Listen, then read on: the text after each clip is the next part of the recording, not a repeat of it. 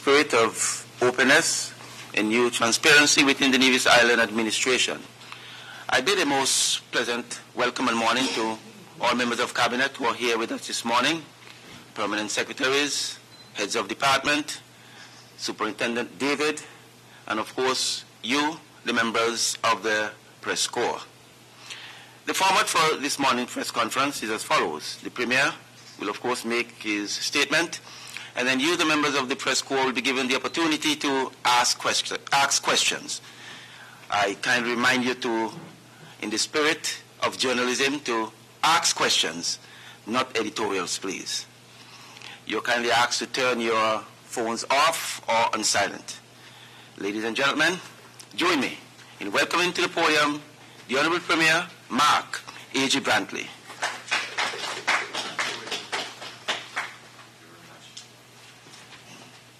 Ladies and gentlemen, good morning to you. Good morning to my colleagues, members of Cabinet, and of course members of the press, permanent secretaries, Superintendent David, the man in charge of the police here in Nevis.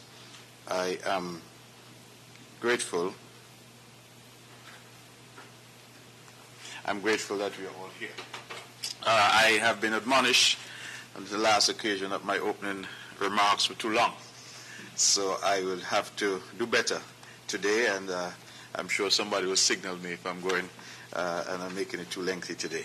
I start by expressing my great appreciation and congratulations to Mr. John Hanley and the team at the Ministry of Tourism, who did a wonderful job at the recent Tourism Industry Awards held on Saturday the 25th of May on the grounds of Government House under the patronage of Mr. Colin Duggins Stapleton. The award ceremony marked the end of a month of activities for Exposition Nevis, which was held under the theme Celebrating Nevis's Tourism Through Festivals. We had, of course, the winners from the various segments. Eldaria Jones for Mobile Beer Necessities was the Tourism Entrepreneurship awardee for 2019. The Tourism Employee of the Year was Sharicia Sutton from the Hamilton Beach Villas and Spa. The Best Nivision Culinary Experience Award went to Lime Beach Bar. Long service in the hospitality sector, we had Jacinth Morton from Golden Rock, Wilbros Dan Perkins from Nisbet Plantation and Beach Club, and Omel Wilkin from Omel Ground Handling Services. The Taxi Operator of the Year went to Thelma Claxton. The Hotel Manager of the Year went to Sheena Farrell of Four Seasons, and Hotel of the Year Award went to the Nisbet Plantation Beach Club. I would want to congratulate all the winners and all these stakeholders who continue to give of their best as we continue to say tourism is everybody's business. I would like to announce, and it has already been officially announced, but I'll do so anyway, that the Office of the Deputy Governor General has resumed its location at Government House effective 13th May 2019. Now, why is that newsworthy? It's newsworthy because, as we all know, that building had been abandoned. Very historic building, right in Bath Plain. It had been abandoned. And this government took a decision some years ago that that building was too important an historical edifice to be abandoned. And as a consequence, took the decision that that building be restored. I want to publicly acknowledge the role of our Deputy Premier, the Honorable Alexis Jeffers, because he was the man charged with that restoration through the Nevis Housing and Land Development Corporation. And I believe that I need not say too much. Anybody who goes and sees the building for themselves, it speaks for itself. And I think that the beautiful edifice that is now there is testimony to a government with vision and a government which feels that these matters are important enough for the island that they be taken care of and be taken care of in the best possible way. So Government House has resumed, and I'm delighted we have a new Deputy Governor General in a newly refurbished edifice.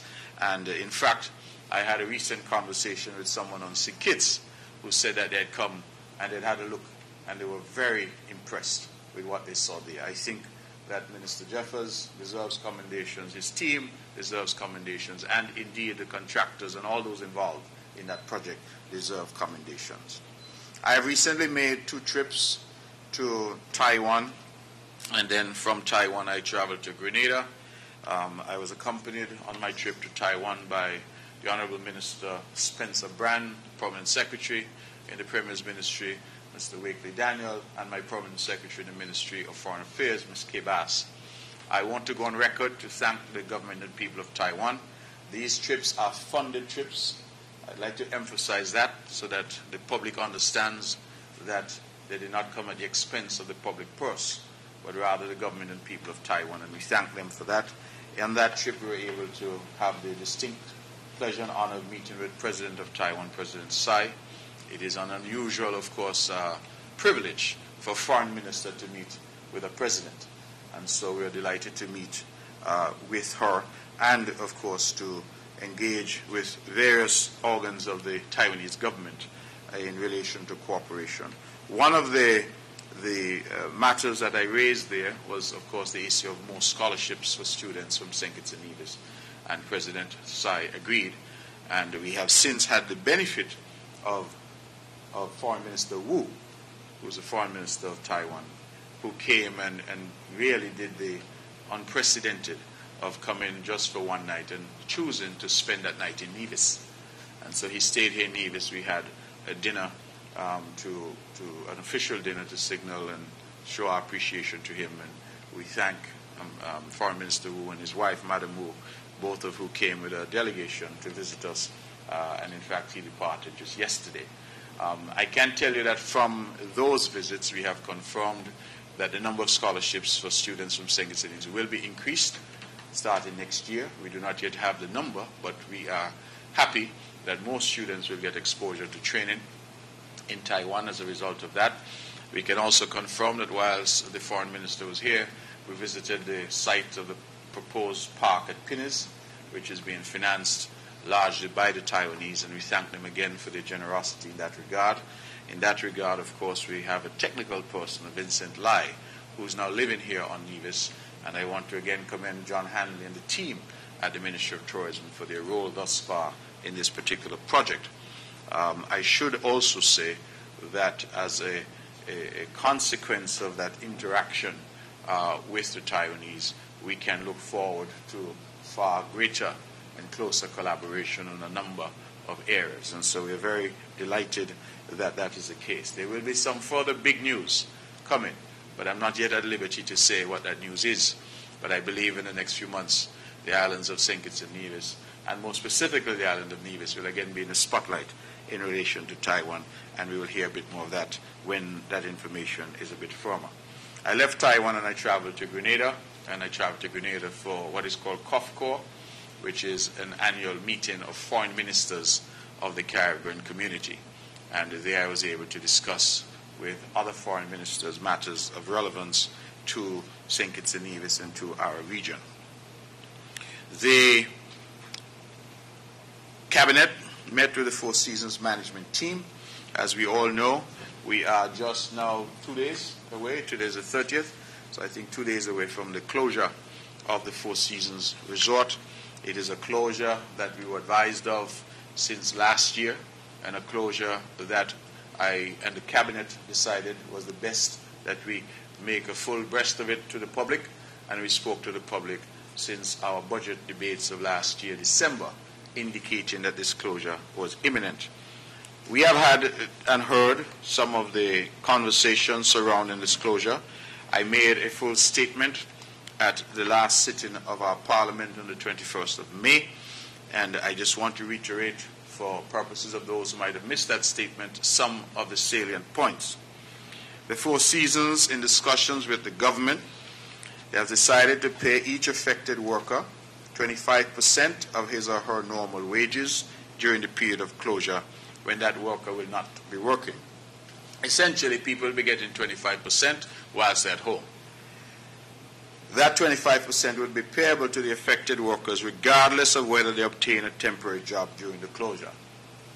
In ordinary language, if they find another job for the 4 months that the Four Seasons will be closed, they will still get the 25% on top of whatever salary they'll get whilst they work at that other job. In addition, workers will continue to have their full medical, insurance, and other benefits during the 4-month closure period.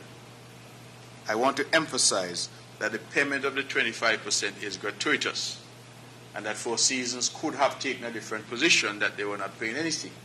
they have, however, indicated that they're paying the 25% because they want to hold on to their staff, and that these staff members, therefore, can look forward to being back at their jobs when the hotel reopens.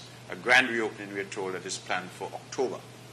And so I want to emphasize that what it is, in effect, is Four Seasons seeking to create some job security for people and to ensure that people continue to have work when the hotel reopens in October. I'm also advised that this 25%, because people ask, well, how did I arrive at 25%? Why not 30 or 40? And they indicated that the 25% is comparable to what workers would have earned last year when the hotel was open and when the occupancy was very low, and they were getting only maybe sometimes 2 days per week. So they basically decided to make a gratuitous payment to workers along the same or general lines of what they would have earned last year. We want to thank, of course, the Four Seasons management, the owners and management, for this gesture to the workers. Bearing in mind, as I said, it's gratuitous. We are very happy that they've decided to do it. We have engaged with Four Seasons throughout the period.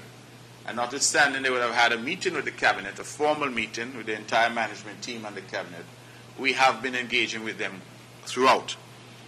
We have engaged with Social Security and have written to Social Security to support the Four Seasons' appeal to Social Security that they be exempted from any payments, Social Security, and the workers be exempted from any payments on this 25%.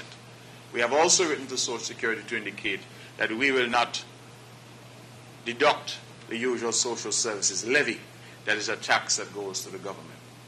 Social Security has kindly agreed, so I can report that those who are going to get 25%, there will be no Social Security deductions, there will be no social services levy deductions, and in effect, therefore, they will get 25% free and clear. So what the 25% translates into, they will get that to put into their pockets.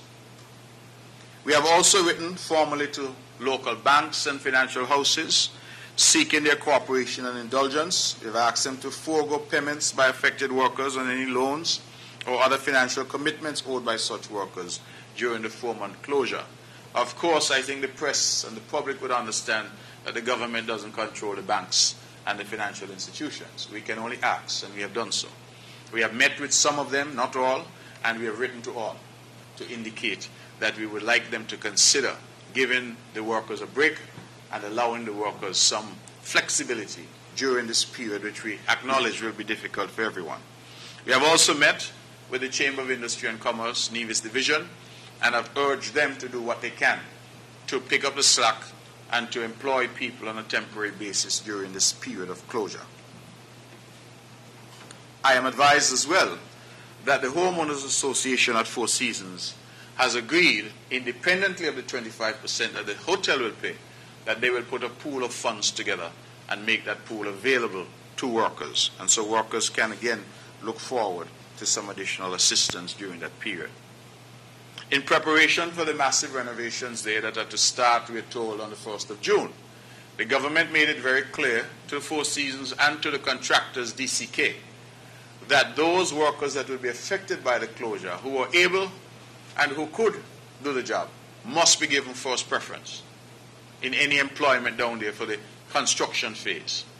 They agreed, and as a consequence of that agreement, we are told that DCK held a job fair at Four Seasons, general job fair for everyone, but the day before the job fair for everyone, they held a specific job fair for the workers affected by this layoff during this period of closure. That job fair, we are told, saw about 100 of the 400 or so workers coming forward and applying. Last information I had, I'm told that just over 20 of those workers have already secured work with DCK. And so for those 20 or so workers, they will be getting their pay from DCK, and they will be getting 25% from Four Seasons. We also have been advised by the Four Seasons that they may be able to accommodate those who are qualified for other opportunities at other Four Seasons hotels globally. And so we are hopeful that a few people might as well be able to take advantage of going to other Four Seasons hotels around the world and working for the 4-month period. We have tried our best, I think, to prepare workers. I believe that there is a matter of particular interest in that many people have seen it, and indeed I saw it initially as well, as a closure for 4 months, June, July, August, and September. Four Seasons is in fact saying that the closure, yes, is for 4 months, but the impact on the workers might not be for 4 months, meaning that they're inviting workers to take their vacation during the month of June, and only after that vacation is finished would the 25% cut in, because of course during the period of vacation they'll get their full pay. In addition, the Four Seasons is telling us that they expect to recall workers to work in September, because clearly they will have a period of training and retraining before the grand opening in October. So whilst it is that the hotel is going to be closed to the public for June, July, August, and September, the workers, in fact, will not be entirely displaced for the entire period. And so they're being encouraged to take vacation in June, and then they will come back sometime in September for a few weeks of training before the hotel reopens. I will, of course, urge workers who still have questions about their rights to speak to Gary Leibel at the Labor Department, and his team there are ready to assist them. I believe, members of the press and members of the public, that on this matter of the Four Seasons, my government has tried to be forthright. We have not hid it. We have not played around with the information. We have given you as we have got it. I have made now, I believe, on nearly every occasion I've stood here in front of the press, some statement about Four Seasons. We have made statements in the Parliament going back as far as 6 months ago in the budget debates, and we have continued to try and keep the public updated. We have done the best that we can do. I recognize that the best will not suffice for some, but I think that the people of Nevis will look and they will say that really we have engaged and we have sought to do the very best that we can to lessen the impact, bearing in mind that when one of your dominant engines goes down, the entire economy is going to be affected. And when the economy is affected, that the revenue for government is also affected. So whilst many are clamoring and saying that the government should now do something, I'm saying that the government's ability to do something is also being impacted. And so we have done what we could, and we continue to invite the banks to be sympathetic. We continue to invite the business houses to be sympathetic. And we continue, of course, to invite the workers themselves to do the best that they can to manage a difficult situation with the certain knowledge. And I want to make this point. In the past, when the hotel was closed due to hurricane, we had no idea when the hotel was going to reopen. Here, we have the certain knowledge that barring some catastrophic storm or something that might happen, that the hotel will reopen in October. And so there is some light at the end of the tunnel. And I'm asking workers, therefore, to be patient and to be ready in themselves for the grand reopening, where I'm told it will practically be a brand new hotel when it reopens in October. They are spending, I'm told, in excess of $40 million US. And I think that's important, because you hear a lot of sound sometimes about the government not being able to attract any foreign investment. And foreign investment sometimes is seen as only new people coming in. Truth is that the Four Seasons was purchased, and the new owners are injecting over $40 million US. I think for an island the size of Nevis, that is significant. And it's a significant injection of foreign investment. And so we welcome them, and we welcome their injection and their partnership, and we look forward to continuing to do the best we can to cushion the impact on the workers. Every month that I come, the press asks me about integrity in public life. I'm told here from my notes that the office will be officially open on Monday the 3rd of June, open for business. On Monday the 3rd of June, the office will be located at the Rams Complex, adjacent to the Fit Wellness Center. And so I hope there are no more questions about when and the date, because we now have a date, June 3rd, when it will be opened. We took some time to put all the infrastructure in place, but everything we are told now is ready. Staff is in place, phones, AC, chairs and desks. Most importantly, the commissioners are in place, and this will open to the public for business on Monday, the 3rd of June. I'm also pleased that the CCTV room was completed on the 15th of May. I'm told the keys were handed over to the Premier's ministry. We are waiting a shipment of equipment now from the Taiwanese government, because, you know, they were the ones who funded this initiative, and we look forward to that. Now, on a very sad note, ladies and gentlemen, I have to report that the drag racing fraternity and all of Nevis, that we mourn the loss of Nicholas Nick Williams, one of the original stalwarts of drag racing in Nevis. We were advised of the sad news that he passed on Friday, the 24th of May. We want to express our condolences to his wife and taxi driver Marilyn Rasdella Williams, and to his family and friends. Nick was a drag race mechanic, and he made an invaluable contribution to drag racing and to the island of Nevis. And I join from this rostrum all in expressing our condolences to him, to his family and those who survive him.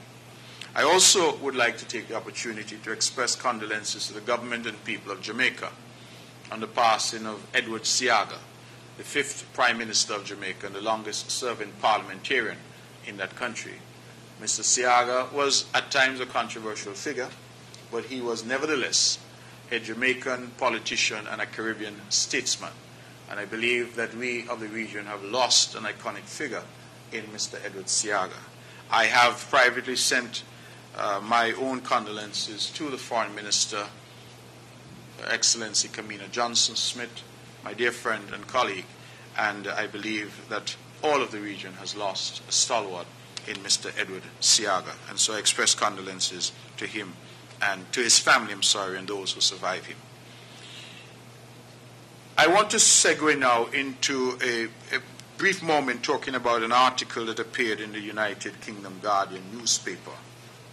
An article under a byline by a Juliet Garside, who writes for that paper. And that article would have appeared on the 24th of May. The article has set off a lot of discussion.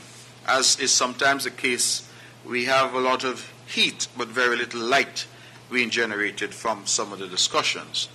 And that article has spurred a number of articles in response, none of which have been authored by me, let me emphasize. Other newspapers have joined in to point out the gross inaccuracy and falsehoods that that article contained. I want to make it very clear that I issued a statement immediately on the publication of that article on the 24th of May, and that a statement was issued from my office on the 25th of May. And so in less than 24 hours, we had put something out there. And the media, I'm satisfied, there's been good pickup on the part of the media in relation to our response. I'm also advised that yesterday in his press conference, the Honorable Prime Minister, Dr. Timothy Harris, spoke to this matter as well and sought to clarify. Now, just so you understand, two members of the European Parliament, they are Member of Parliament, European Parliament, Gomes, and I believe that the other one, she has an unusual name. I will find a name for you in a minute. But in any event, two members of the European Parliament wrote to the EU saying that St. Kitts and Nevis's visa-free access, Anna Gomes and Maretji Shaki, those are the two. Two, let me add, out of 751. So, again, we have to put these things in perspective. There's 751 members of the European Parliament. Two wrote to the EU saying that the visa-free access of St. Kitts and Nevis to the European Union should be revoked. That is something that should alarm all of us. But why did they say that it should be revoked? They said it should be revoked because there's a man, they say, called a Mr. Pavlov, Andrei Pavlov, who they claimed obtained citizenship of St. Kitts and Nevis, and who they further claimed had used that visa-free access to Europe to travel within the European Union over 70 times. Sounds pretty alarming on its face. It turns out that this whole letter from these MEPs to the European Union and the subsequent article from the Guardian newspaper based on that letter that the MEPs wrote flowed from some leaked emails. Apparently somebody's system was hacked and some emails were obtained. And it turns out that a law firm contacted me in 2014. That law firm did not indicate who their client was. They simply said they had a client interested in citizenship by investment. I think, as all would know, I have not practiced law since 2013, when the Concerned Citizens Movement won the government and I became Deputy Premier.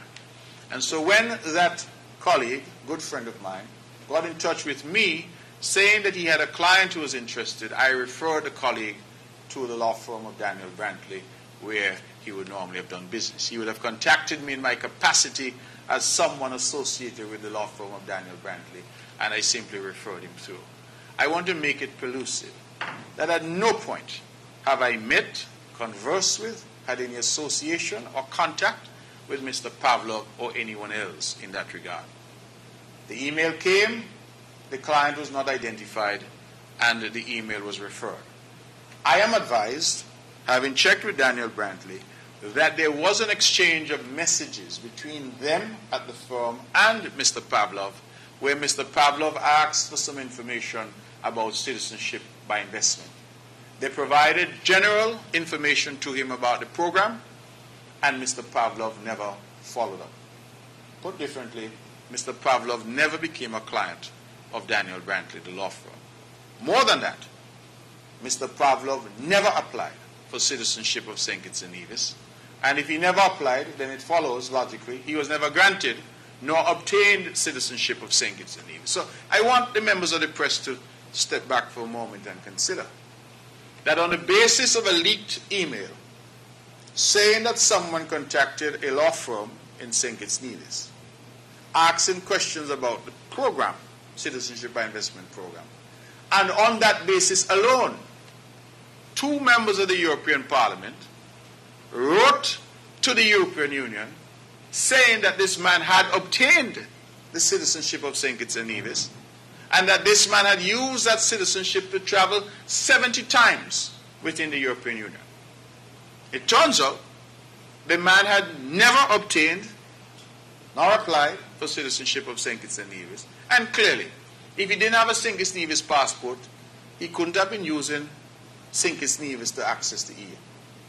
Well, I did not know who Mr. Pavlov was, but through the benefit of Google, you can find out most anything. And so I've done my own research now, only to find out that Mr. Pavlov is someone alleged to have been involved in a so-called Magnitsky affair in Russia.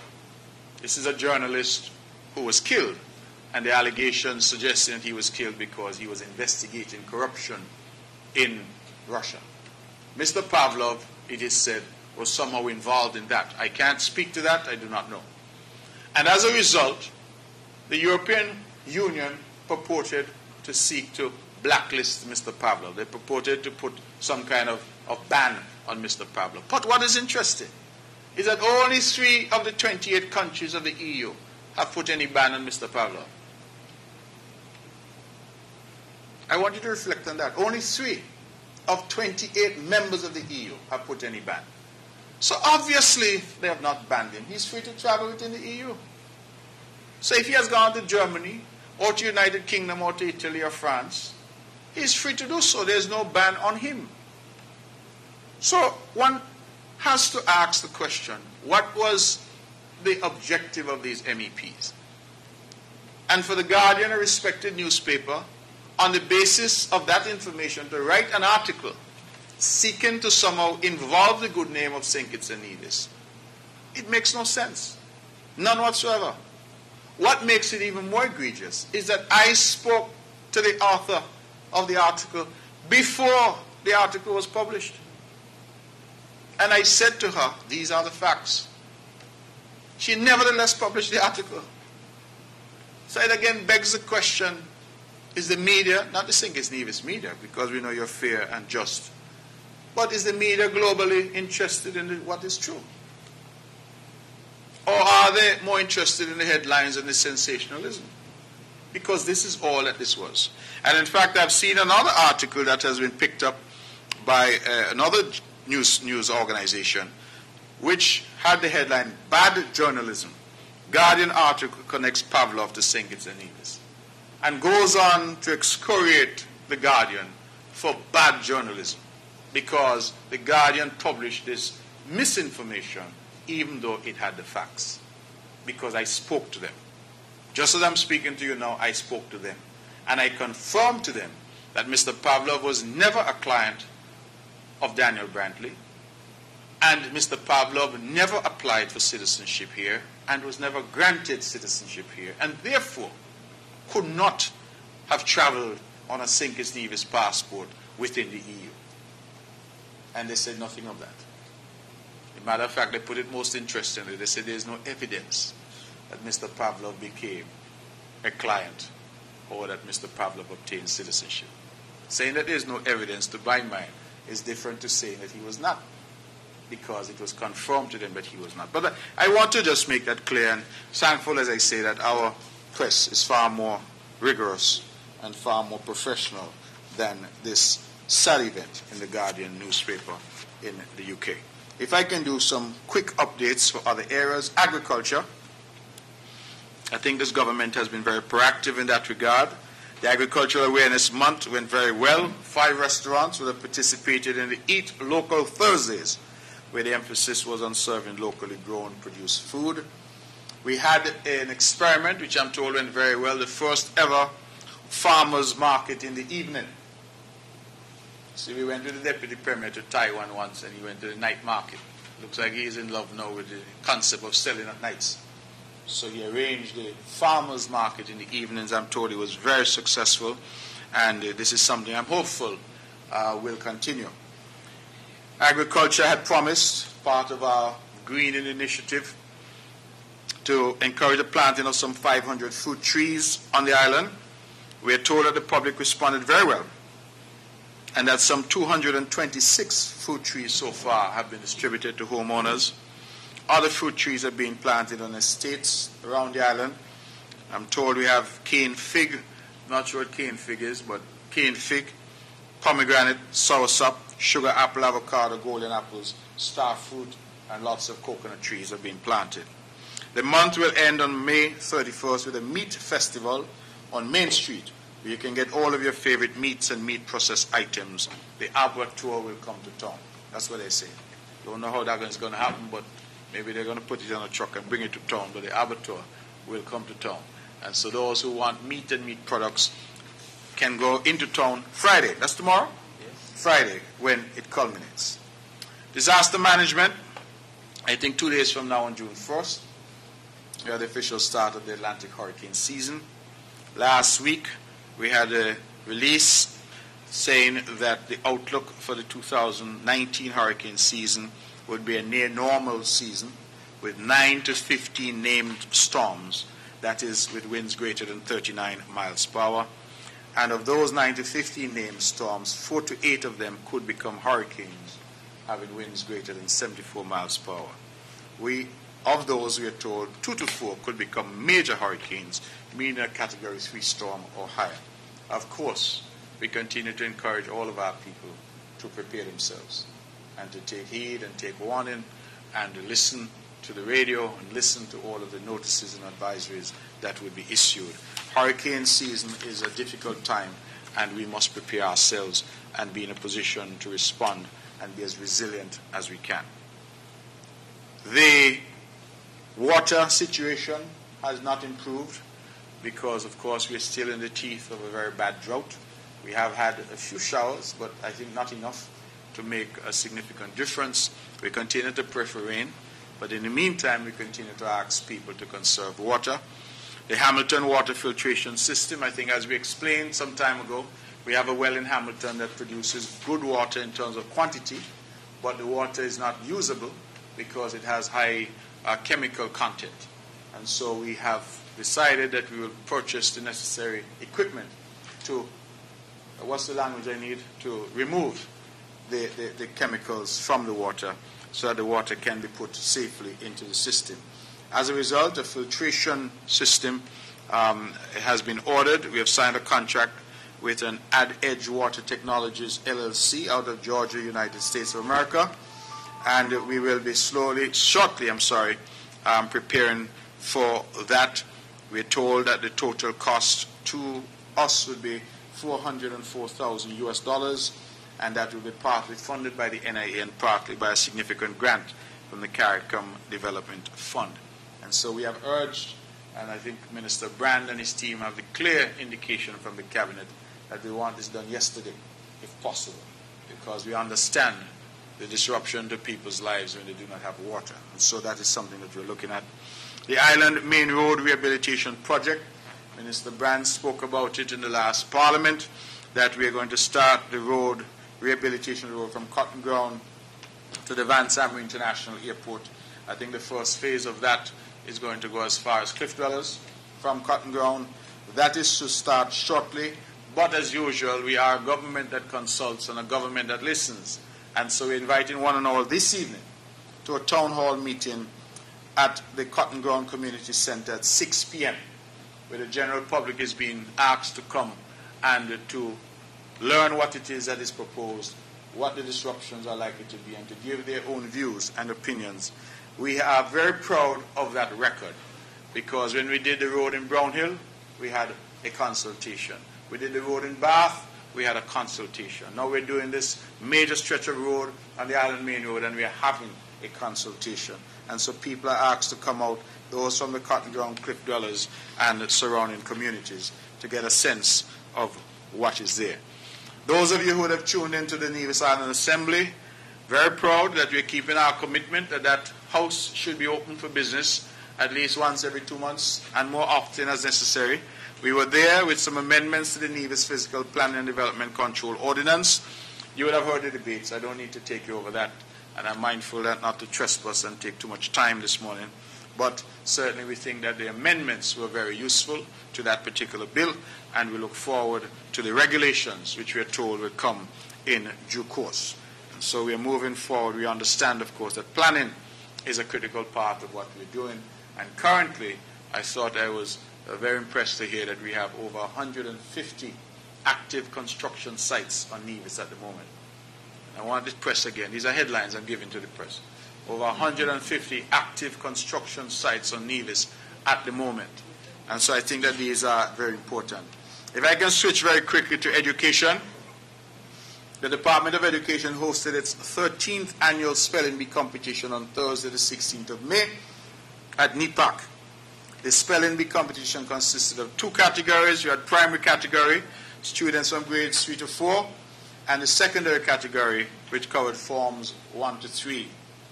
For the primary school competition, I want to congratulate the Charlestown Primary School, that big orange school. Charlestown Primary, they're winning again. First place. Second place went to the Green Machine over there, the St. Thomas's Primary School. And third place to the Nevis Academy. The best speller was Kyan Sadler, a young gentleman from the Elizabeth Pemberton Primary School. So even though the schools in St. John's did not place in the top 3, we got the best speller in young Kyan Sadler. For the secondary school competition, the first place went to the Charlestown Secondary School, second place to the Gingerland Secondary School, and the third place to the Nevis International Secondary School. The best speller was Deniqua Bartlett of the Charlestown Secondary School. Worthy of note and highest commendation is that Miss Bartlett has won the best speller for 3 consecutive years. We congratulate Miss Bartlett, her family, her teachers. We congratulate all of the schools and those who would have made them ready. And we congratulate, of course, the Honorable Troy Lywood and his team for putting together this spelling bee competition. Dr. Lornette Mills Charitable Fund, in collaboration with the Nevis Association of South Florida, donated funds to assist students with lunches, and she was also the principal sponsor of the spelling bee, together with Harper Collins Publishers. Dr. Lornette Mills is a local, here, right here from Nevis. She has done well for herself overseas, and consistent with what Nevisians do, she's given back. And she has given back in substantial ways. She has just donated $30,600. That donation will assist 37 primary school students and 16 secondary school students for a period of 6 months. And that will assist them with their lunches for that period. There was a ceremony held on April 30th where we had the check of $30,600 being handed over. The Ministry of Education, and by extension the entire Nevis Island administration, takes the opportunity to thank Dr. Mills and her Lornett Mills Charitable Fund and the Nevis Association of South Florida for their continued support and commitment to our students. A lot of times you hear people give a little $150 and $500, and that is welcome.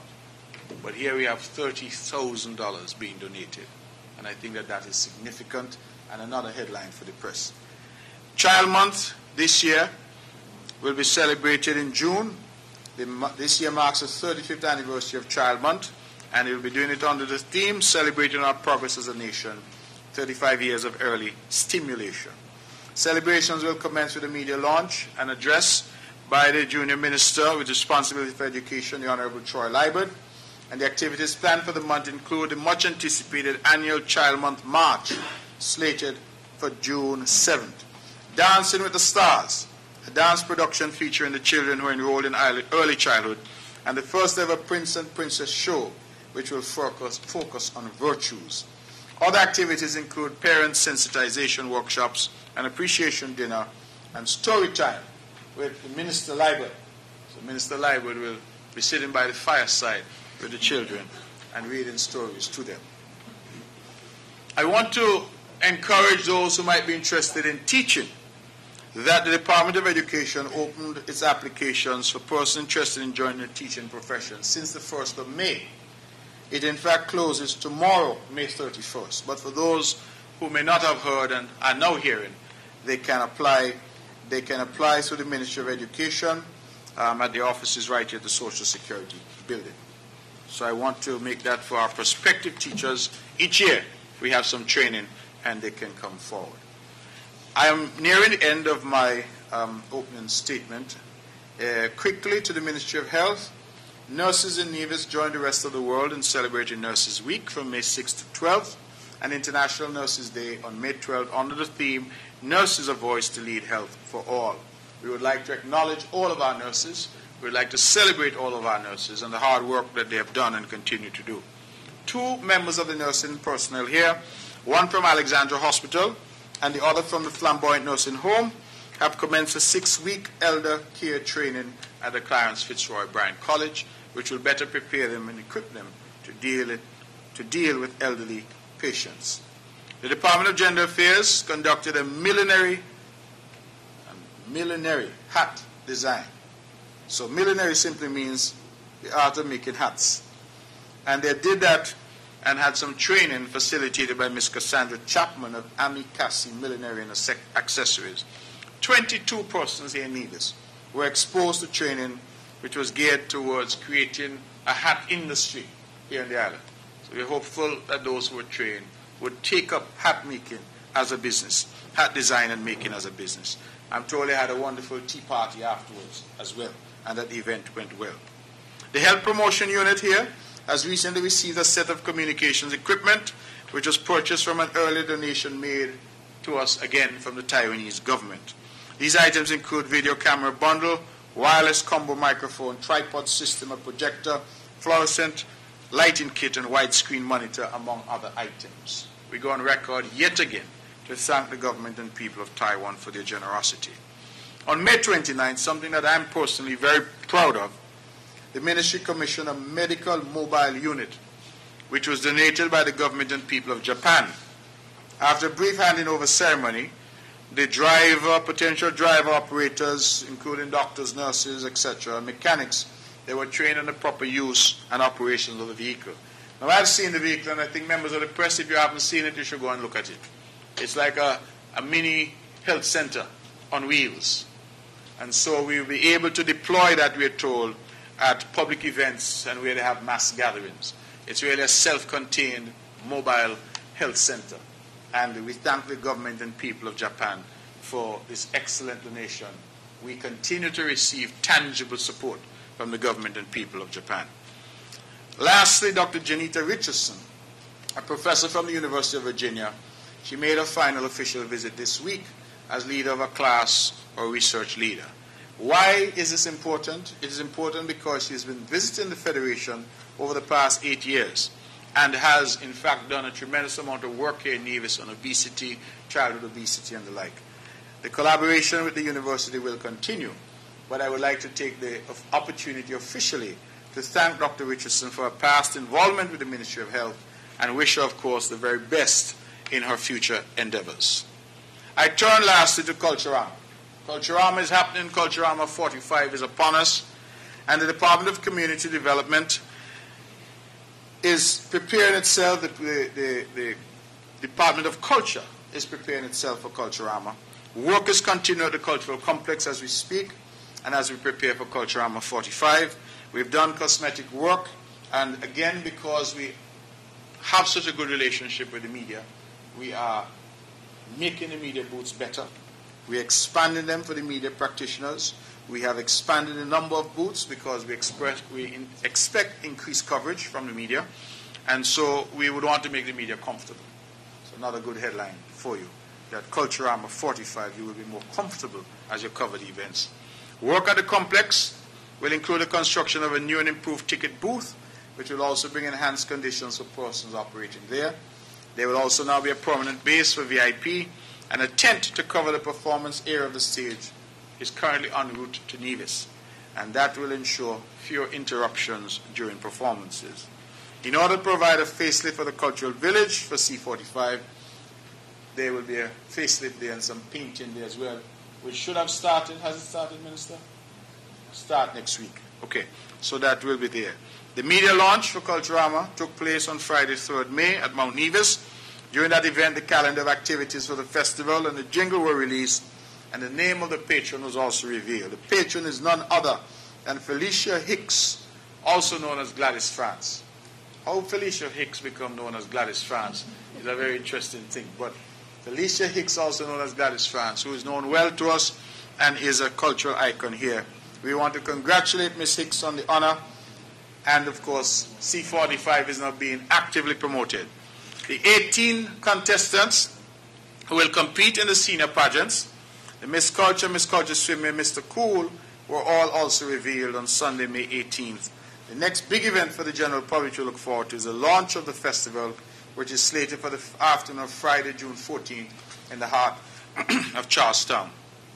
Lastly, the Department of Community Development will host this Gospel Explosion 2019 at the Cultural Village this Saturday.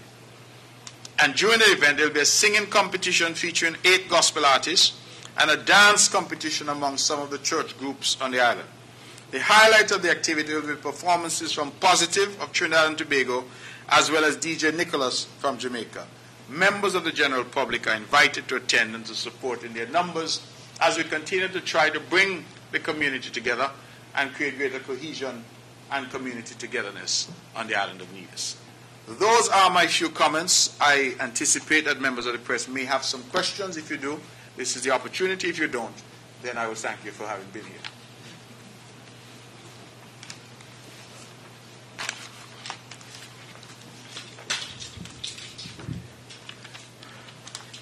Good morning, everyone. Good morning. My name is Bjorn Hanley, and I am a media and news professional. Question number 1. Mr. Premier, you mentioned that the island of Nevis is in a drought. I would assume that is why in 2017 the Nevis Island Administration budgeted $10.5 million in new investments for water, which includes 3 wells and 3 pumps. How much money, my question is, how much money has been spent on the amount of money budgeted? And also, have any of these wells been commissioned? In regards to the hourly pay question, what is the total cost of all works done at the hourly pay? Works that includes purchase of land, labor, and material. Question number 3. There was a recent press release in regards to the main road project from Cotton Ground to Cliff Dwellers. My question to you is, what is the total cost of this project? If you can respond to those three, and I think I have a final one, but if you can respond to these three. Okay, thank you very much, Mr. Hanley, and thank you for being here again at another of our monthly press conferences. You mentioned water. Yes, you're absolutely correct that we have budgeted, and in fact, the cabinet previously constituted since last year had in fact agreed to spend some $10 million or thereabouts on additional water. I think as the public would know, we have invested quite significantly in upgrades to our distribution and storage. But obviously, you must have water if you're going to store it and distribute it. And so that $10 million was anticipated to add to the water supply. So we'll have more water in the system. And we contracted bead technologies in order to do the wells, the 3 wells that we were talking about. We have run into some problems because bead started the work and has not done what they contracted to do. Matter of fact, we have asked our legal department to get involved, and I know that there have been conversations happening between the Ministry of Public Works and Water Services and the BEAD. I don't want to get into the details of it, but let us just say that the project has not progressed as we would have liked. We have paid BEAD all the monies that we were supposed to have paid them thus far under the contract. I'm not sure what the amount is that we've paid thus far. I believe, can you help me, Pierre Stapleton? We don't know. But in any event, we have paid BEAD the down payment and the mobilization to get the project done, and it is up to BEAD now. BEAD has sought to link their failure to proceed on other factors extraneous to Nevis and matters that have nothing to do with the island of Nevis. So I want the public to be clear and the press to be clear that this is now on BEAD to produce what they contracted to produce and that what we have paid them for thus far. We have not paid them $10 million, I know that, but we have certainly paid them the mobilization and deposit as required for them to get on with the work. They started, but they have not fulfilled their obligations.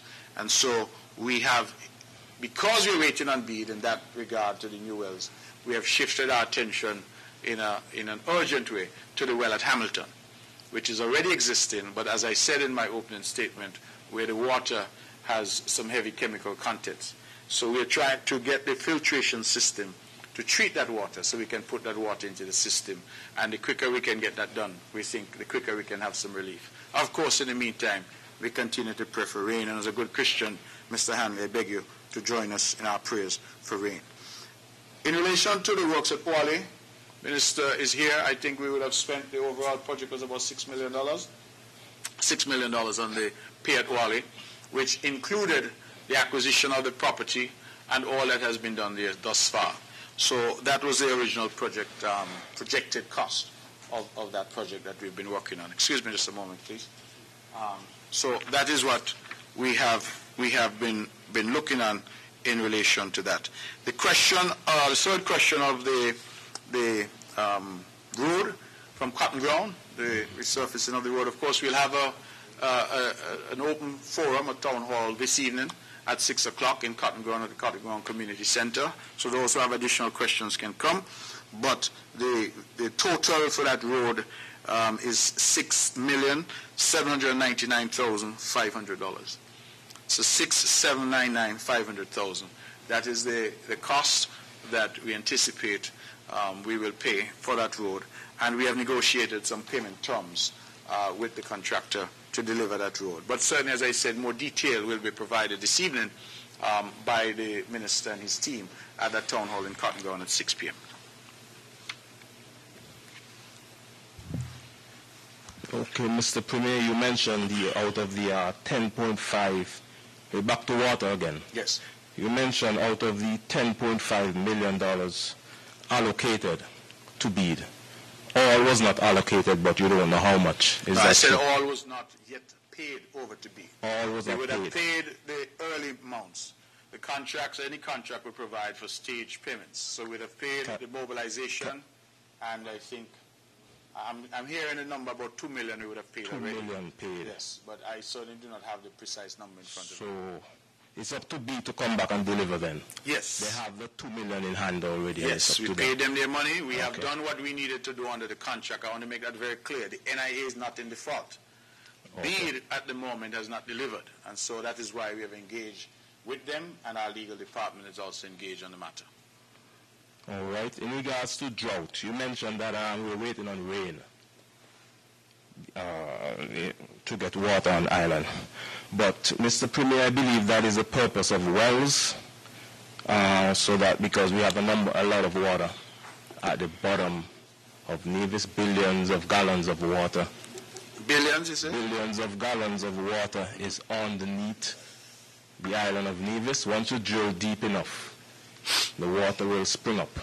So that is the purpose of wells, so we should not be waiting every year for rain.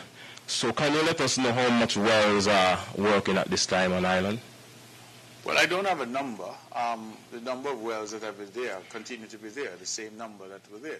We were going to drill 3 additional wells. 3 additional wells. So I'm happy you say that we can't just depend on rain, because the actions of the government, as I've outlined, suggest that we're not just depending on rain. Okay. Because we contracted BEAD and are prepared to spend some $10+ million on 3 additional wells.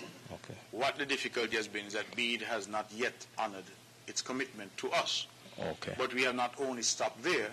I have said, and I said for the 3rd time, that we have a well in Hamilton which is producing water that we hope to treat to put into the system. So those are 2 policy initiatives that we have taken to put more water into the system whilst we continue to pray for rain. So I don't want it to be said that we are exclusively relying on rainfall. It would be good if we could, but we are looking to drill more wells, and we are looking to get the well in Hamilton but get the well in Hamilton into the system, which will assist us immeasurably in terms of the volume of water available. Okay. In regards to BEAD, how long will the government give BEAD to respond? Well, I can't say that. At this point, I don't want to get... They have the money already. Well, I don't want to drill down into it. I can say, as I've said, that BEAD has our money. Yes. We have paid BEAD what BEAD asked us to pay them for this stage. BEAD has not delivered. So there's no court action or nothing? Well, like I'm that. saying that we are having discussions with BEAD. I don't want to go further than that. Okay. It may well be that we can resolve our differences easily. It may well be that our differences might take a bit more action to be resolved. That was 2017. This is 2 years after. This is 2 years after in 2019. So they have $2 million for 2 years. Well, I don't know that they had $2 million for 2 years. We had a decision taken in 2017 that we would do this. Bottom line is, as I said, that is where they currently stand, and the teams at Public Works, Ministry of Works, and the legal department are working to seek the resolution of this. Okay, thank you for that.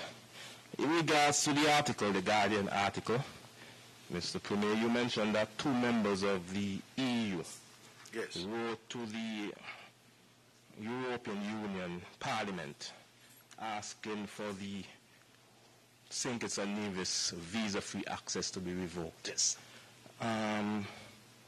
So that letter is sitting in Parliament now. Has the government responded to that letter? We proposed to, but you would remember, of course, that the EU had elections. Okay. So that letter would have come to light in the final few days of the election campaign. So I am, in fact, just checked with our ambassador in Brussels this morning, and I'm told that there's no evidence that either of those 2 MEPs are even coming back to Parliament. Okay. So what we hope to do is to respond to the EU in a formal way at a later date, once the new Parliament is sworn in and settles down. Because it makes no sense to respond now, because the new Parliament is now being formulated. All right. That's all for now. Thank you for that. But before you go, though, I should add that, of course, I issued a statement as Premier the day after the article came. All right. So I want to make clear that we have put something in the public domain, but the government has not issued a report or statement to the EU itself. We issued a general statement for purposes of the press. Do you know the reason why the Guardian, I think this is the 2nd or 3rd article in regards to the island of Nevis and St. Kitts Nevis, Guardian newspaper from England has written. Do you know the reason for that? Because there are a number of newspapers in England, but the Guardian keep coming back. Well, I don't know, and all I can say is that maybe that question is properly put to the Guardian. I truly cannot say. What I will say is that, of course, with this particular article, it is clear that the facts were not relevant to them.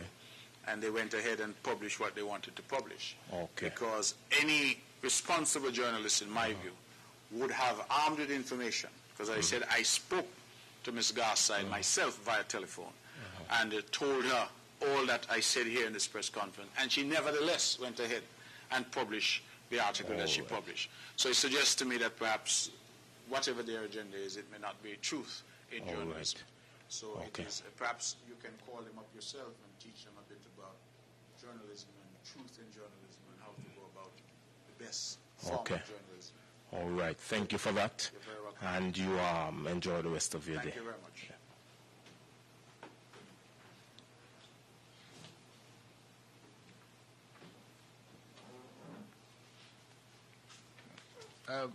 Good morning, Mr. Premier, and everyone here. I have several questions. Sorry, Jeremy Abel from WinFM. First, several months ago, there was some concern concerning the contract that was signed for the upgrading of the Vance Armory International Airport. Can you just give us some more information as to where that is right now, the whole project, and the contractors? Additionally, at the level of you being federally, can you just give us an update in terms of where the investigation is in terms of the purported breach at Arabi Airport? Going back to the issue surrounding the Guardian article, I don't want to say there's any malpractice or, there's a reasoning behind that. But are you concerned that the Europeans, whether it be the media or governments, are basically looking at St. Kitts and Nevis as a threat? So the Citizenship by Investment program is successful, that it's being competitive, that there's a need to put St. Kitts and Nevis in that bracket, whether it be of concern, whether it be, because when we look at the whole issue surrounding the region, whether it be the CBI program or the offshore banking sector, St. Kitts and Nevis continues to pop up there. Are you concerned that with all of this being done, that the whole notion of St. Kitts and Nevis visa-free access to these countries will be withdrawn? And finally, for now, finally, back in March, there was an issue concerning a young man who would have died on the job. Well, he got injured on the job and subsequently died. One of the problems that was encountered, his mother is calling for justice, but she's not aware of with whom he was employed. What is the government doing with regards to stiffening labor laws, ensuring employees are respected, their rights are respected? And if you can just give us, in terms of figures, I'm not sure if you would have this, how many jobs, employers the government would have found being delinquent, whether or not it be on-the-job injuries or any other labor-related matters. Okay, you've answered your last question yourself. I don't have those numbers. Clearly, it would be difficult for me to come anticipating a question such as that. So I don't have those numbers. I think that the Labor Department continues to do an effective job. We're very professional. We have, of course, the Minister of Labor, the Honorable Vance Armory in St. Kitts. We have the Minister of Labor here, Minister Spencer Brandon Nevis, and he has a very good team there, Gary Libert, and I think his team do a good job in trying to maintain good employee-employer relations on the island of Nevis. I think it is to their credit that you have not had any eruption of difficulty, protests and the like here on the island, or indeed in the wider country, about employees feeling disadvantaged. You raise a matter, you say somebody was injured and then died. I would want to express my condolences, but I confess I don't have any specifics. I don't know who you're talking about, but I find it odd that somebody's working and doesn't know who they're working for, or who's paying them, who do they collect their money from. That seemed a little odd to me, that you would say that they don't know who they were working for. Clearly, if you're being paid, you're working, you must know who it is you're working for. That would be my suggestion on that. But certainly, if there is someone in that position needing assistance, then again, They can access, if it was in Nevis, our Labor Department. If it's in St. Kitts, equally, they can access the Labor Department there. We continue to do our very best in terms of trying to strike that balance between employer and employee. The employer wants his way, and he wants to obviously do as much as he can and get as much as he can out of his employee. The employees, too, want it their way. They want to do as little as they can and collect as much pay as they can. And that is the reality. So the role of the Labor Department and Ministry of Labor is to try to strike a balance. And I believe that that balance is something, it's an ongoing effort and one that we continue to make best efforts on. You asked me about the purported breach at RLB. I do not have an update at this point. I certainly would hope to give an update when I can, but I do not have one at this point. The Van Sam International Airport, that deal, I also do not have an update as I stand in front of you. What I can tell you is that the developers were given until June to come up with their financing package and to come back to us. And so we gave them a 6-month window. And so we will now await that period of time, and June starts 2 days from now, to determine whether or not we proceed. Because you will recall that when I spoke about this, I said that the NIA had built in an out clause, if you will, where we had decided that we would want to disengage from these particular developers if it came to that. I have just been passed a note to indicate that, in fact, the labor laws are in the process of being updated and that a draft has been circulated. I do not know if the media has seen that, but the Minister of Labor has just passed me a note to say that we are, in fact, now in the process of updating our labor laws in that regard. You say that the St. Kitts Nevis name keeps popping up in relation to the Guardian article. I don't know quite how to respond. The old people have a saying that you don't store an empty mango tree. So it might be that St. Kitts and Nevis is doing well. We have been leading the region for many years now, and it might be that they're looking on and saying that this is a leader in the region, and as a consequence, they're paying attention to us. I have no illusions that there's some in some quarters who would want to see us remain mendicants, that they would want to see us continue to be dependent on aid and assistance, where we come cap in hand to the capitals of the world begging for our survival. And so those who are of that mindset might well feel threatened that a small country in this Caribbean Sea is doing well and is meeting its obligations to its citizenry and affording not only its citizenry but those who come here to find succor some avenues for advancement and human development. That might explain it. I don't know. Our world has become a very hostile environment to those who are small and vulnerable. Big countries no longer feel that they have any social conscience or any moral obligation to ensure that smaller and more vulnerable countries get a fair deal. And when small countries such as ours use our intellectual capacity and leverage that capacity to create something of value to the world, this citizenship by investment industry, I continue to say, was created in St. Kitts and Nevis. It's now a global industry, but it was born here. And so people may look on and say, oh, a little country like that could come up with something that is so valuable now to Malta, to Cyprus, to Portugal, to Canada, to the United States of America, to Antigua and Barbuda and Dominica and St. Lucia and Grenada. How come this little island? And as a consequence, as I say, when the mango tree is full, people will throw stones. And so we have to be ready, and that is why when this Guardian article came, within 24 hours I issued a statement. Having consulted quickly, I issued a statement. Because we have also to be fleet of foot. We have to be responsive. And we cannot allow misinformation to hang out there when we have the accurate information that, despite being shared with them, they're sometimes not willing to publish. Now, I would have thought responsible journalism would have required that when the information, the accurate information comes to light, you publish that. The article, to my mind, in The Guardian should have asked the question, why are these two MEPs writing to the European Union on false premise. Why, with all the resources available to them, did they not check their facts before they wrote this letter asking for punishment for the people of St. Kitts and Nevis? What have we done to be punished? What?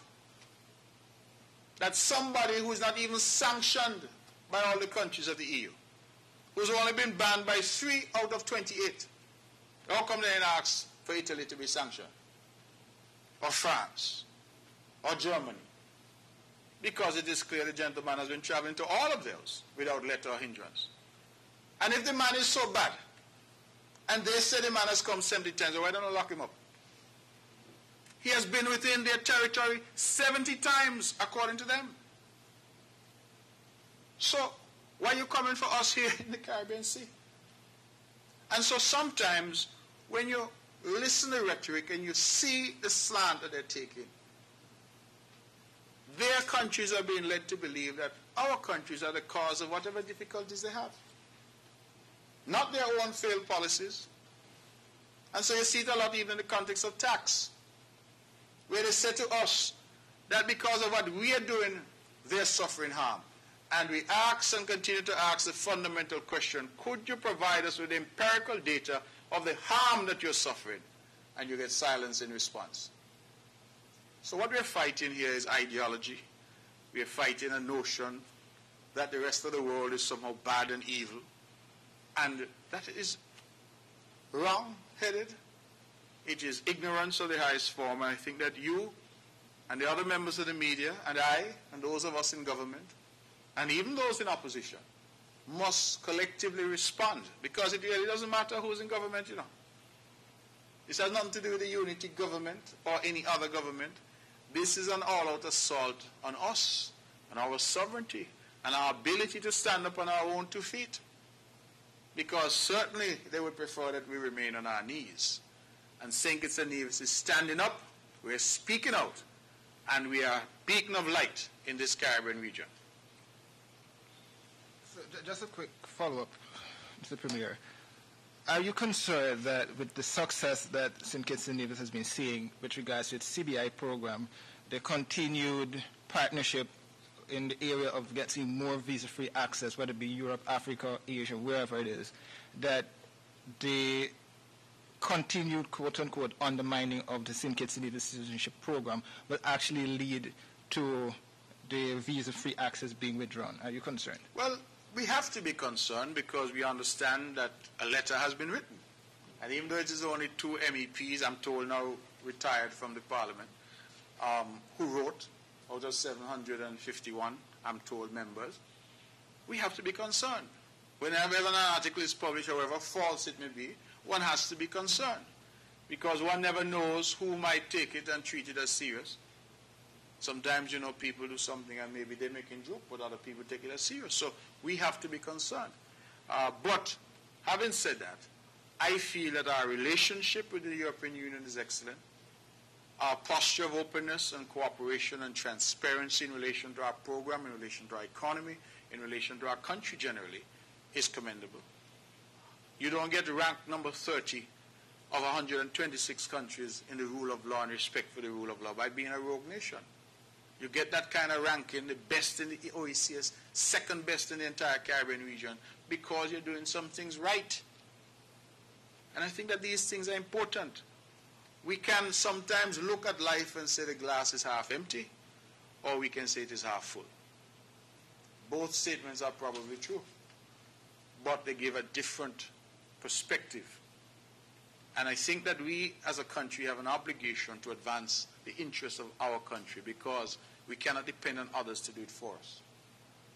I sat in meetings and I have described, as recently as Grenada when we were there with COFCO, we met with the representative, high representative from the Ireland. And prior to that, we had the privilege in Basti of meeting with the president of Estonia. And everybody's coming because they want some support for this, that, or the other. And I said to them that they sit in the European Union, a forum that we do not sit in, a forum that we are never going to be invited to sit in because, of course, it is a geographic alliance of nations within largely Western Europe. And I said, you know, it's a matter of deep regret that Dominica suffered the tragedy of Hurricane Maria in 2017. And by March of 2019, Dominica was blacklisted. Now you tell me, and I ask rhetorically, which government in the world can be focused about what the EU want in relation to tax when the people don't have roofs over their heads? Their hospitals have been destroyed. Their schools have been destroyed. Their roads and bridges have been destroyed. And it demonstrates to me the level of cruelty, the absence of empathy. And that's why I've said that we in our region must come together and understand that we don't have any friends in that sense. That countries are concerned about their self-interest. And a lot of the chatter that you hear comes from the fact that the perception is that you're doing too well. And that somehow you must be brought to heel. Because a man standing on his feet, just like a country standing on his feet, is to some less acceptable than when you're on your knees and you must come as a mendicant, cap in hand. The St. Kitts and Nevis is not begging. We are seeking to have a fair playing field and allow our people to do what they do best, which is to leverage that tremendous reservoir of intellectual capacity that we have and turn that into developmental opportunities for our people. And so when I hear them talk globally about citizenship by investment and migration, industry, that's what they call it now, fancy name, born right here in St. Kitts and Nevis. And I think of that we should be proud.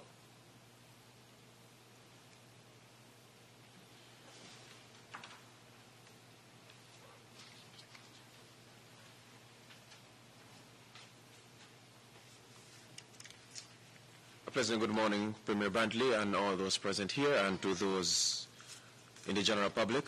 Marvin Ross, One Radio. Last year, Mr. Premier, you mentioned that the Freedom of Information Bill will proceed with some alacrity, and it has been passed. My question is, can you inform us as to when this will be operationalized? I don't have a date, but I think we've committed to doing it before year's end. So this year is our year that we would like to implement the Freedom of Information legislation. But I can't give you specifically a date at this point, but I can say that we want to implement that in 2019. My second question is, can you give us an update concerning the dialysis unit there at the Alexandra Hospital? And finally, are you in a position to indicate as to when the Nevis Housing and Land Development Corporation will commence construction of homes at the Hamilton site? Thank you very much. Okay, thank you very much for that. Dialysis, we are where we were in the sense that we have not advanced the dialysis unit as yet. We have committed to having a dialysis unit in the new building that is being done, the expansion at Alexandra Hospital. We have been partnering in the meantime, however, with the Taiwanese on a 3-year program to train people and equip our workers, our nurses. We have had doctors and nurses who have been trained in Taiwan and who have come back now. We're in a much better position to start dialysis when we're ready. We've also had some financial assistance from the Taiwanese to purchase additional dialysis machines, and so we wait until we can comfortably host that unit.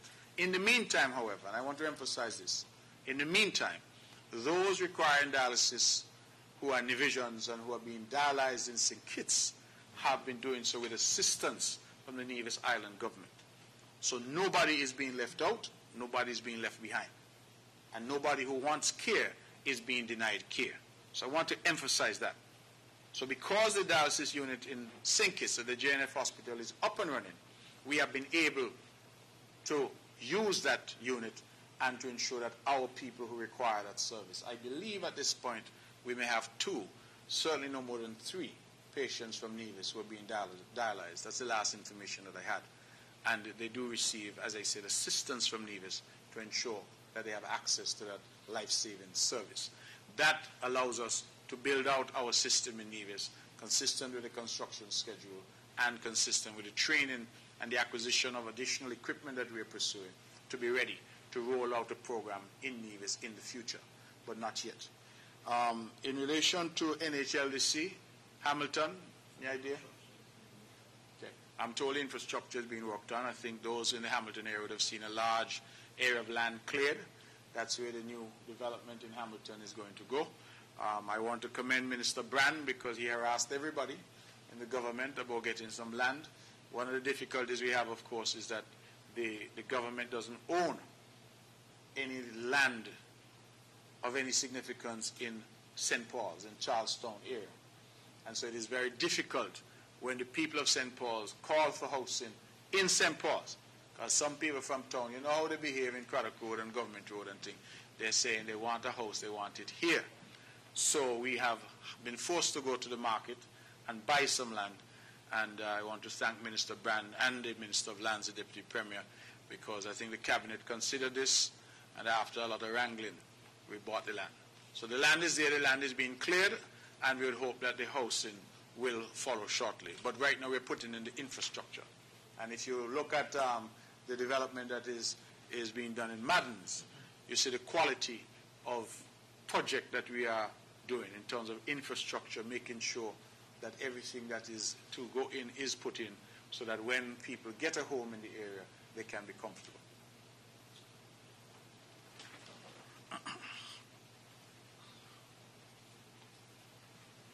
Good morning, Monique Washington, St. Kitts Nevis Observer newspaper. Good morning. Just a couple of questions. Now, we have been experiencing some electricity outages. I mean, NEBLEC would have said that they're doing some upgrades and you can, look forward to them. But a lot of persons have been complaining about their appliances and different equipment being damaged due to the outages and things like that.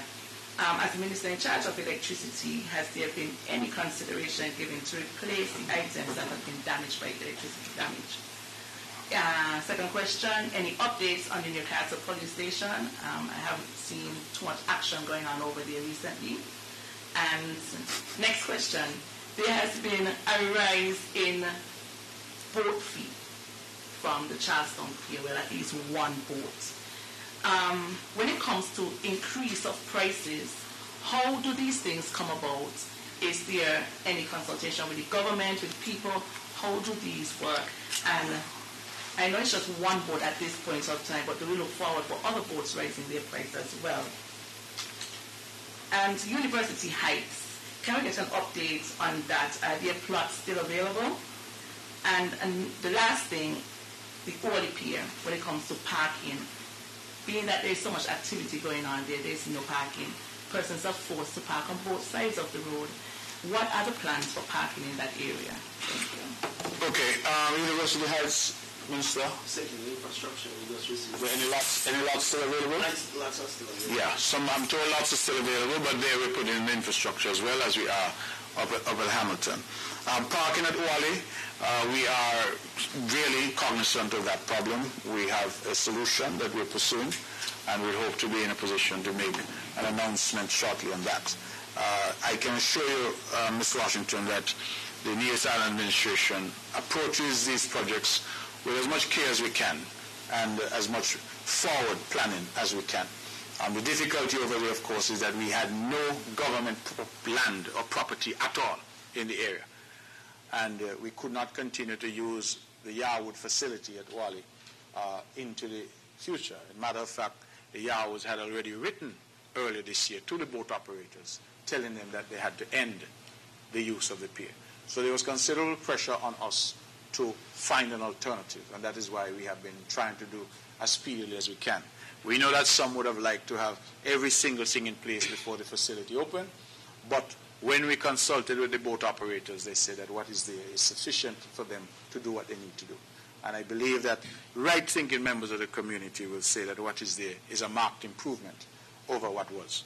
So we, again, go on record as thanking the Yarwoods for their courtesy over the years, but we now have our own facility. And in putting that facility there, we are now making the necessary plans for parking and the other amenities, if you will, that will go with it, because we anticipate that will become a hub for transportation back and forth to the Southeast Peninsula. There is method to our madness. I want people to understand that. That is the closest point to the Southeast Peninsula. I know sometimes people get upset with me when I say so, but St. Kitts and Nevis is one country. And if you hear food sharing in Frigate Bay, go with your plate. And if you hear food sharing in Pinnes, go with your plate. That is the way I see it. A lot of people seem to be critical of the fact that Nevisians are finding work in St. Kitts. And I tell them, don't be critical, you know why? Because many Kittitians find work in Nevis. When the Four Seasons Resort opened, I will remind people, a lot of people who are now bigwigs in the restaurant and tourism business in St. Kitts had their start at the Four Seasons Resort in Nevis. They had their start at the Four Seasons Resort in Nevis. So the Wally area is the closest point that we have to the Southeast Peninsula. We feel that the Southeast Peninsula is going to be a very significant part of the development of tourism in St. Kitts. The Park Hyatt is already there. There are other plans for there, including Gulf Coast and the like. There is already a natural synergy between that part of St. Kitts, which I jokingly reminded someone the other day has a 469 prefix for their number, just like Nevis. You know why? They're closer to Nevis than they are to the rest of St. Kitts.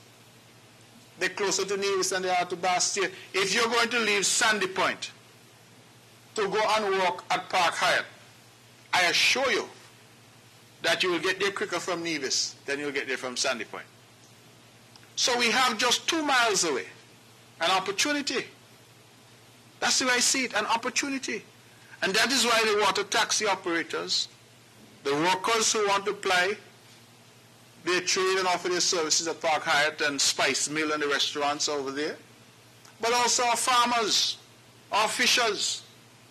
There are opportunities that are being provided. There are some who have this vision and view that unless you're working in Charlestown, you don't have a job. No job is being provided. I say that is nonsense. Jobs are being provided in the country.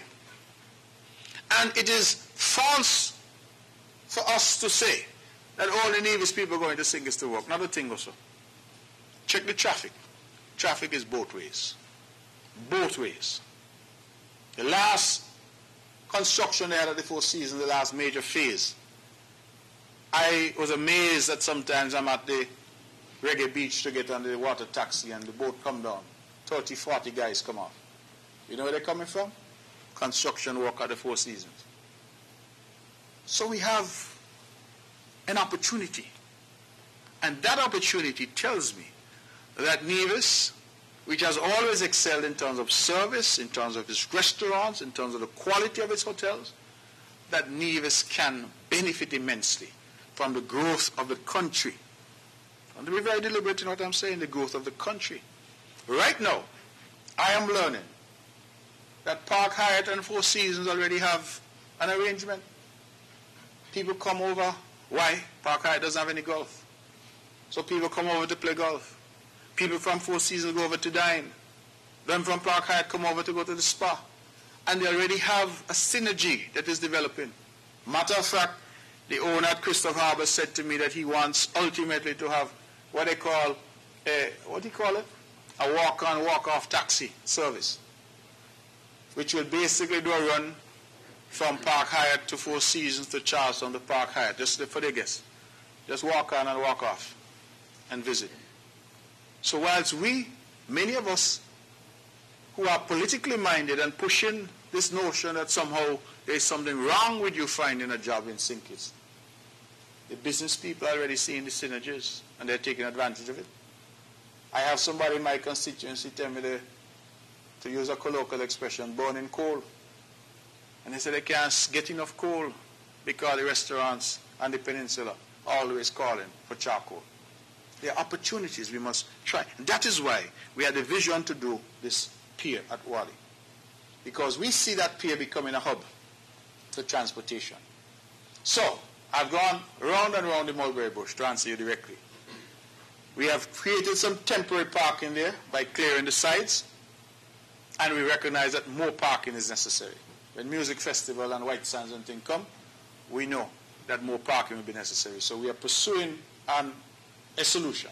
And we hope to come back to you soon with information about that solution that we think will take care of that problem once and for all for us.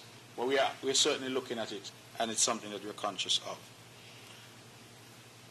The police station in Newcastle, just yesterday we had an update from the Honorable Alexis Jeffers, who again has been charged with leading that particular project. And I think he tells me that they're now down to painting and doing some interior work in terms of tiling and the like. So if you don't see anybody outside on scaffolding, it's because they're now on the inside dealing with the work there of the finishing, as we call it. The boat fee, I confess that as far as I know, there was no consultation with the Nevis Island government on the increase in boat fee. I do not know if there might have been a conversation with the federal authorities. So I'm really not in a position this morning to answer your question in a fulsome way. But I can say there was no consultation with us. And only one boat at this point, I think is the Carib Surf, Carib Breeze, they have increased their fee. The other boats have not done so. So I suppose the market will take care of that. And people will have to decide whether they pay a higher fee to go or they wait on a boat where they will pay a lower fee. That is a matter for the consumer. Some will fly first class and some will fly coach. That is a matter for the consumer. I'm not getting into that because people, some don't fly at all. Some prefer to walk. But that is a matter for the consumer, and I believe the consumer will decide those issues. So if others increase their fee or maybe lower their fee, I can't speak to that. I think that the market take care of that. But I can say that no conversation occurred with us so far as I'm aware. I believe, have I covered all that you've asked me? No, NEVLEC, yes. Some power outages, I think NEVLEC has really improved in terms of its information to the public so that people know when there'll be a problem. You talk about appliances, I think NEVLEC has always had a program where people can establish that the appliances were damaged because of NEVLEC, that they can come and engage with NEVLEC and get some kind of compensation. That program has always existed. Of course, however, Ms. Washington, we know where we live. And we know you'll have a stove out there ain't worked for years. And a fridge that your neighbor had over there that has not worked for years. And you tell NEVLEC, you'll mash up my fridge. So there has to be a clear connection between something happening and your fridge that is not working in order to get some compensation. Because a lot of people come to NEVLEC with all kind of old microwave and say they mash up, they want a new microwave. And nothing to go so. So we have to be cognizant that people will try to game the system, and that is why we require clear evidence that there's a connection. But there's already something in place. I don't think we need to advance or expand that any more than already there. Okay, good morning again, Mr. Premier. Yes. Just a quick question on this before I go into my actual questions. So there's no regulatory body, there's no regulatory policy in terms of the boat fees? Not that I'm aware of. Okay, just long to clear that up. 3 quick questions. One, going back to the Four Seasons closure, what impact economically, financially do you see this having on the government for that 4 months? Secondly, last year around this time, around Culturama time, a young businessman was killed. A fund was established in terms of persons coming forward to share information, whether it be for that crime or others. Where is that? Has the government had any success in terms of in that area? Additionally, did anybody come forward? And final question, we're in the May-June CSEC period. There was an issue last year with regards to students abstaining from their exams, basically, and the government basically foot a lot of the bills for CSEC. What is the early feedback that you've been receiving in that area? Additionally, did the government put any policy in place to prevent that from repeating itself? Okay.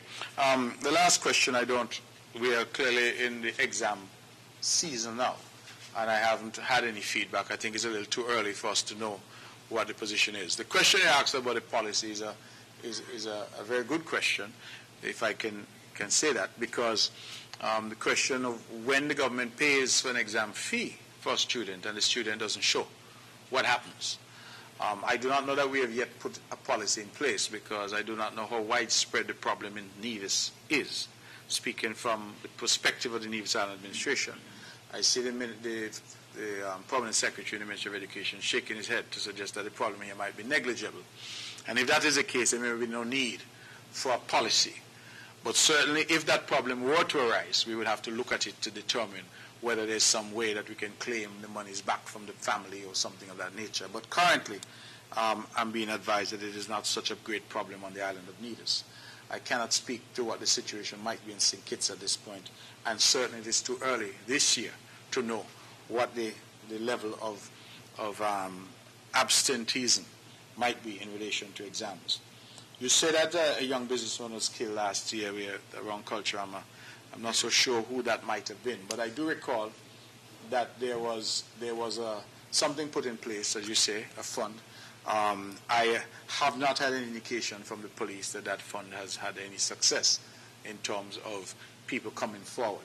And so we know what the culture here is like, and we know that we continue to encourage, of course, members of the public to engage with the police, engage with their pastor, engage with somebody, and say what they know, and say what they see, and allow us to fight crime together. I am not aware, however, that that fund has as yet yielded any arrests or convictions for the crime of homicide. So I'm not sure what's going to happen there, but we'll continue to watch. I don't know if it is that the fund needs to be increased, that people need more money, what the situation is. I am ambivalent, I'll be honest with you, about giving people money to do what they're supposed to do as civic-minded people, right? I mean, if we keep up with the trend, we're going to soon be giving fathers money to support their children, right? We need to start to urge people to do the right thing and to encourage our people to be responsible citizens, recognizing that today for you, tomorrow for me. And while you may think, oh, that's my neighbor whose house get robbed, is not mine, today for you, tomorrow for me. And the way that we prevent these criminal activities is to work together. Law enforcement along with the citizenry. And I say it every chance I get. Even in the biggest countries in the world, they rely on the public for information. With the best technology, all the drones and all the things you can imagine, they rely on the public for information. So the public is a critical part of crime fighting. To prevent crime, and when it happens, to detect it and prosecute it. So we need to work together. Four Seasons closure and the impact, I think the impact will be significant. It is difficult to quantify because, of course, Four Seasons is not just the people who work there. It's the government. It is not just the government, it's the farmer, it's the fisher, the man who normally supply lobsters and snapper. All of these people are going to be impacted. So we are still looking at it. The Ministry of Finance is really trying to pay some attention to what the numbers might pan out to be in terms of the overall impact of this closure. At the same time, however, it's not all negative, because if they're spending, I'm told in the next 4 months, over $20 million will be spent of the overall just over 40 million that has been spent for the renovations over the period of time. So if we have $20 million being injected into construction activity here in June, July, August, and September, it tells me that there will be some spin-offs in the local economy as well. TDC going to sell some stuff, Hospital is going to sell some.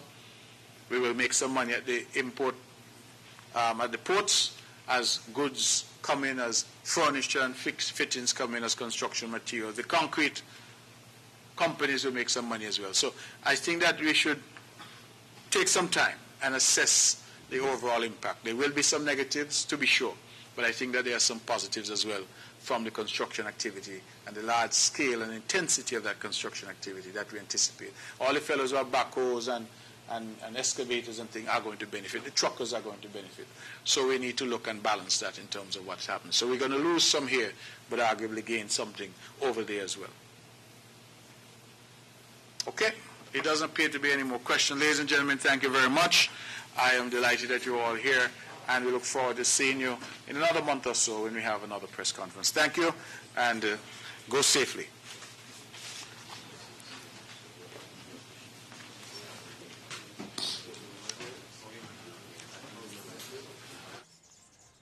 And it's free. He's a very nice doctor, same way. And as I say again, in the meanwhile, knowing that I can't be working, I give thanks for Social Security. Hello, I am Chase, your customer.